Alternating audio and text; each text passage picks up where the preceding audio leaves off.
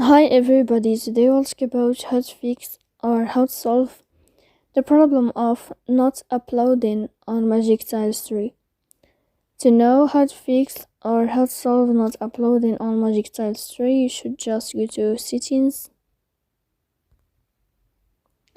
After that, you can click on apps, default apps, app settings. Here we'll enter to the window of Magic Tiles 3. After that, you can click on first stop and you can click OK. Then you will enter to the window of storage.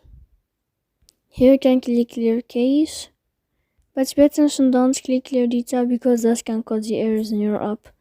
So please don't forget to support us by like and subscribe. See you next time in another video, and thank you for your attention and your watching.